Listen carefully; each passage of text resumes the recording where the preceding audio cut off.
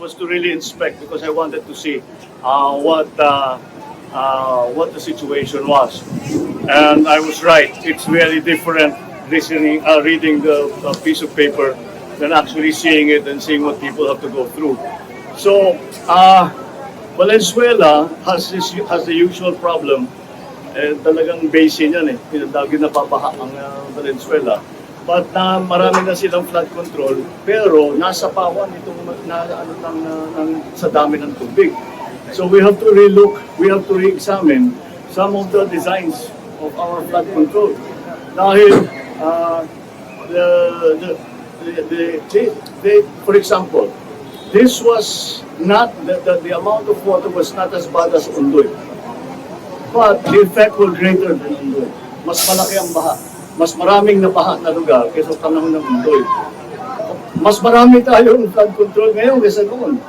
Pero climate change, this is what the effects of climate change are. Now, what we have seen is that one of the most important parts that nagka-problema was that navigation gate that we went to na nasira because binangga ng isang barko basta hindi sumunod sa instruction, sinira niya. That is why the waters is still 80% underwater. Malabon the same, Valenzuela also. So we have to really look into that sort of thing. Yung pumping stations natin, marami na.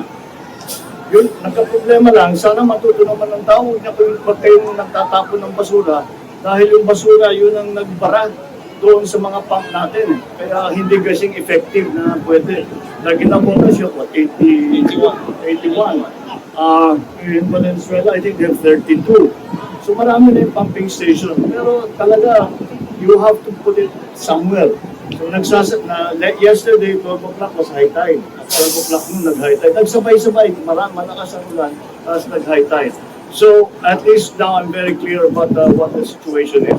I will be going to inspect all the other areas when we can travel and to see what else is needed in the other parts of the country that suffered flooding. Now, when I get back to the office, I will be putting together, now that I know what the situation is, where the areas are that need the most. We'll be putting together already the release packages for the LGUs. Here in NCR, not only NCR, in Region 3, in Calabarzon, NCR, marami nang tumawag sa akin kanina umaga pa. So we'll put that all together so that we can go to DBM and tell them to release this already para magamit na ng ating mga local